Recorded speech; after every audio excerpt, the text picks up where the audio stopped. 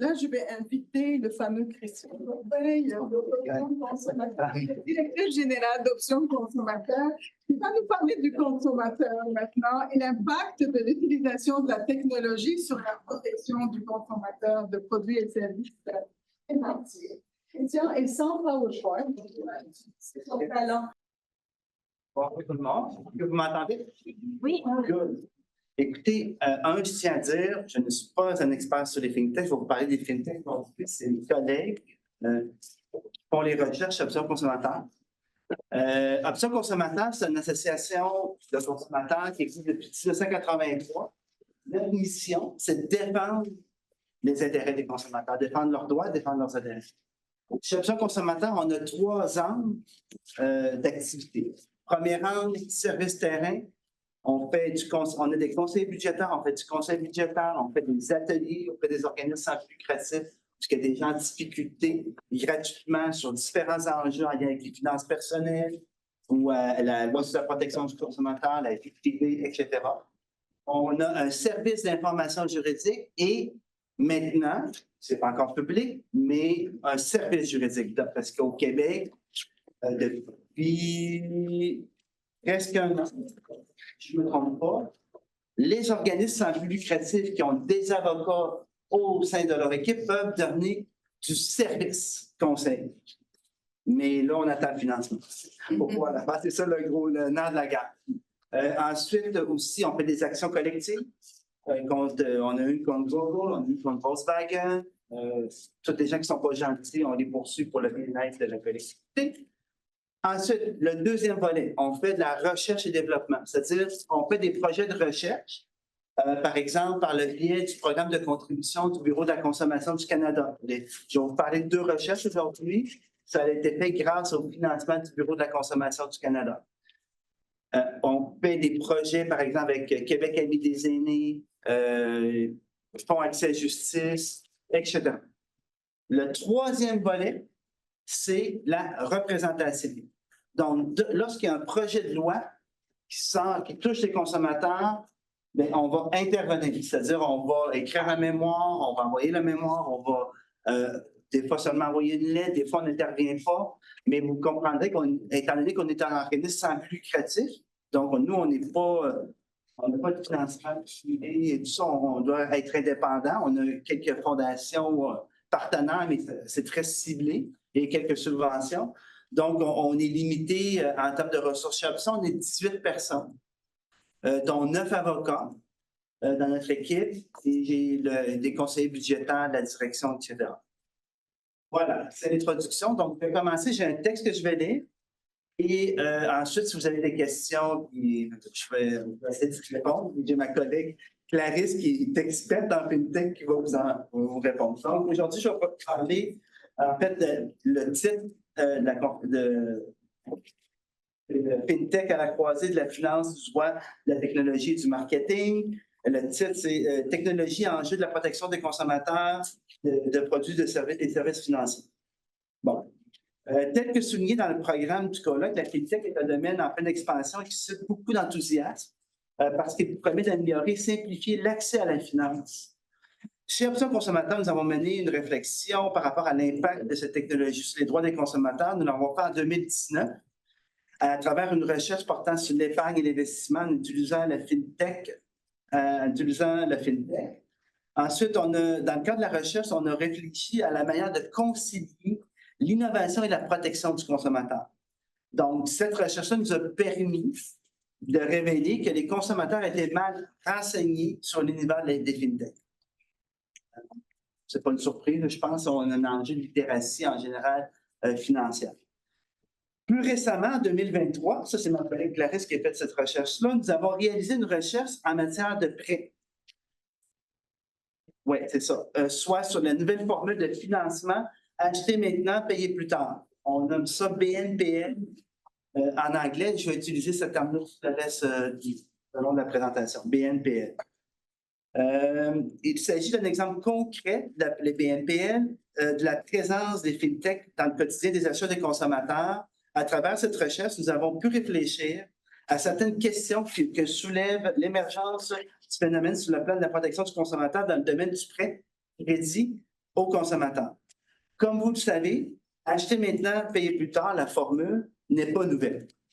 L'H10 a été utilisé pour financer des gros achats en collaboration avec des grandes institutions telles que les banques ou les caisses. Mais ce qui est nouveau avec cette nouvelle formule, c'est qu'elle permet de financer des petits achats. Et les acteurs de financement sont notamment des entreprises de fintech telles que, par exemple, désolé pour la prononciation, Affirm, Afterpay, Klarna, Sezzle. C'est les 4 exemples qu'on donne. Ces entreprises sont définies comme des entreprises qui innovent en utilisant la technologie pour repenser les services financiers. Leur apparition vient perturber le marché traditionnellement réservé aux institutions financières établies. On sait qu'en plus, c'est très concentré au Canada. On apprend aux consommateurs canadiens une nouvelle forme d'accessibilité aux services financiers. Donc, dans le cadre de cette recherche-là, on s'est posé certaines questions. Quels sont les risques en lien avec l'émergence des financements BNPL? Quels sont les risques en lien avec le règlement des différences? Quels sont les risques en lien avec la littératie des consommateurs au sujet des produits? Et quatrièmement, est-ce que la législation en vigueur au Canada protège suffisamment les consommateurs en regard de l'émergence de ce nouveau produit? C'est une bonne question.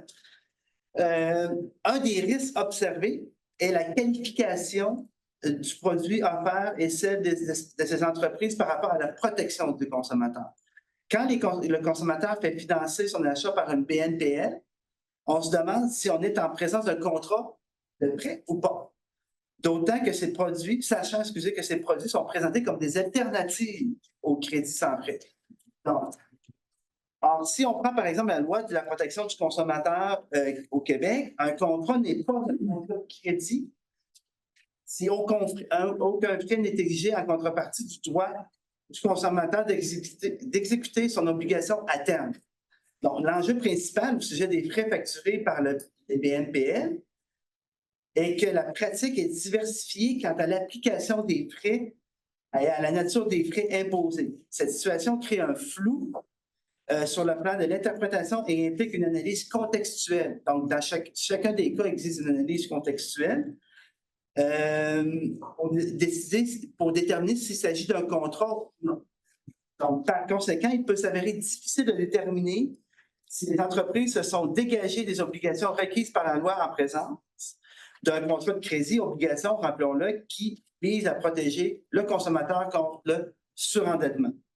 Donc, par ailleurs, au Québec, à moins d'être exempté, notamment du fait qu'on est une banque ou une coopérative financière, les entreprises doivent obtenir un permis pour conclure un contrat de prêt d'argent. La décision d'accorder un permis ou non à une entreprise relève de l'Office de la protection du consommateur. Ainsi, l'Office peut refuser d'accorder un permis de prêteur, notamment en raison du non-respect de certaines formalités liées au contrat de prêt ou du fait que le contrat contient un taux de crédit abusif. Au Québec, on a une limite au niveau du taux de crédit abusif. Mais à la base, s'il est difficile de qualifier le produit comme un prêt, non, excusez-moi, à la base, si c'est difficile de déterminer un produit comme un prêt, il devient difficile de déterminer si c'est un permis nécessaire ou pas. Donc, le risque est l'absence de conformité à une exigence d'une loi d'ordre public qui vise à protéger les consommateurs, ce qui peut soustraire les entreprises de crédit émergentes au contrôle de leurs pratiques par les autorités en la matière.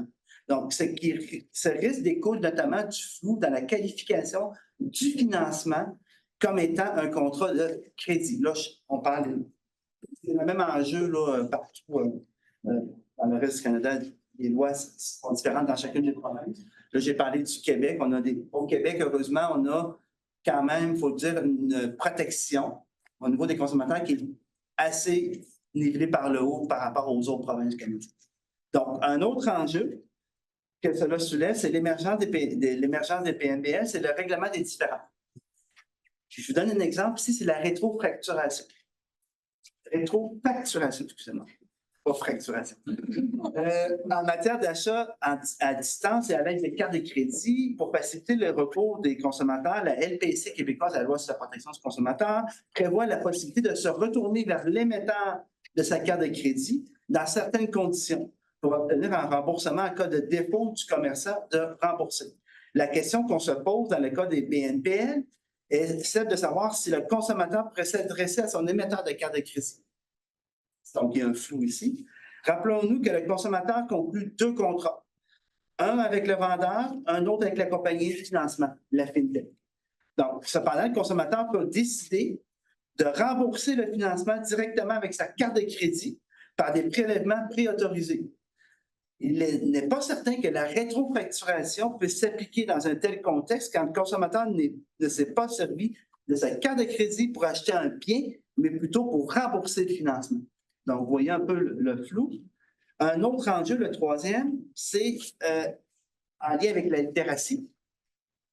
La connaissance des produits est essentielle pour le consommateur, car elle est intimement liée à son consentement. En matière de crédit, l'importance du consentement se traduit, selon nous, notamment par l'énonciation de différentes règles au sujet de la divulgation d'informations pertinentes à présenter aux consommateurs. Donc, ainsi, le commerçant a l'obligation de divulguer aux consommateurs la nature de l'opération, ses particularités, ses modalités d'exécution, par exemple, en matière de frais. Au moment de la recherche, nous avons constaté, là je parle de la recherche de 2023, on a constaté que sur les sites Internet de ces entreprises, l'accent était mis sur l'absence de frais et sur le fait qu'il s'agissait d'une alternative au crédit. Or, à la lecture de conventions, il s'est avéré que l'existence de certains frais, par exemple les frais NFF, c'est-à-dire sans provision, je ne me trompe pas, NSF, c'est sans provision, non? Qui était d'ailleurs à la base d'une action collective en Californie. Donc, il y a eu une action collective par rapport à ça.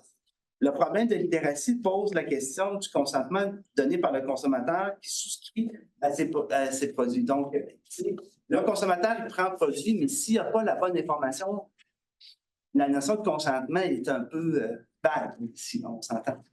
Donc, le quatrième point, c'est l'enjeu global là, que je vais vous parler.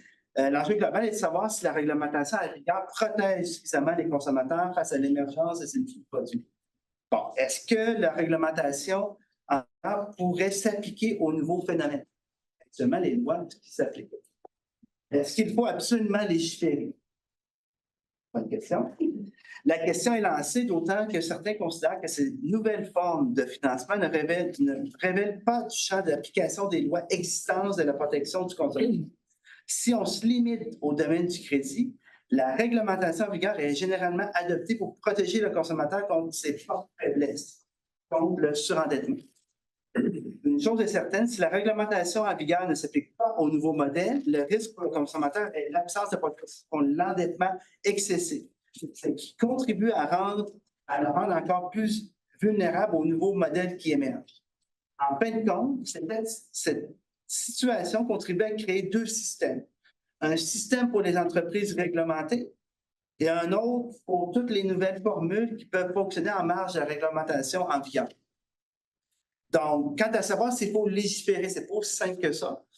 Bon, la question se pose à travers le monde. En fait, dans la plupart des pays, de façon avancée ou pas, on y réfléchit.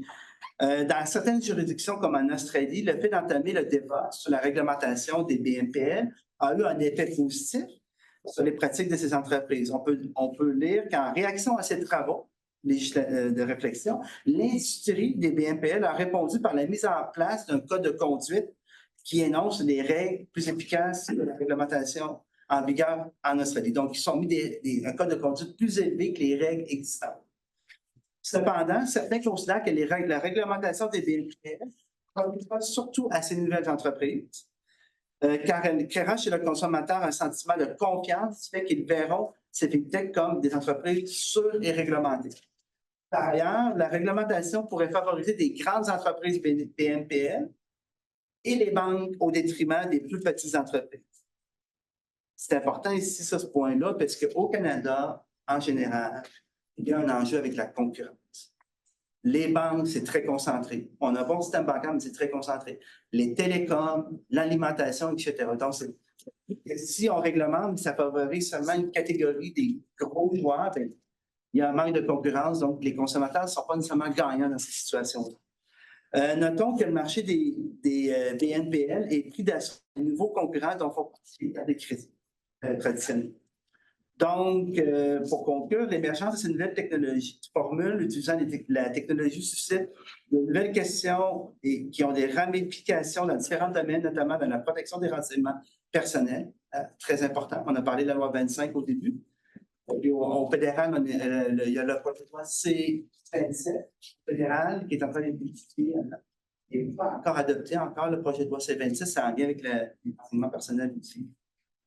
Nous espérons que des journées comme celle-ci vont permettre des réflexions, des échanges, un enrichissement, puis qu'on va pouvoir ensemble trouver des solutions, des idées. Je veux même revenir, j'ai entendu beaucoup parler, là je change un peu de sujet, de la littératie financière, puis hier j'étais à la conférence de l'ANF, puis il y avait M. Nantel, là, qui faisait une conférence, puis il faut se rappeler qu'actuellement, là, au Québec, là, je vais parler du Québec, selon ce que j'ai compris hier, il y a 70% de la population qui est en déficit. C'est gros. L'étude, c'était 5 grands centimes. Quand les gens, là, hein, ils ne peuvent même plus payer leur loyer ou leur panier d'épicerie, c'est peut-être plus difficile de penser à la littératie. Cela étant dit, c'est à nous d'innover, c'est à nous de trouver des solutions, puis de travailler ensemble pour sensibiliser les gens, mais on est dans un contexte difficile actuellement. Puis ça, pour l'avoir en tête, tu sais, des fois, nous, on fait des recherches, on a des réflexions, tout ça, mais nous, on reçoit des gens là, chaque jour chez nous là, qui sont à la rue. Là, puis il faut aussi comprendre que ces gens-là, ils pensent à se nourrir, ils pensent à payer leur loyer. Fait qu'il faut être quand même sensible par rapport à cette situation. Voilà. C'est des questions? Non.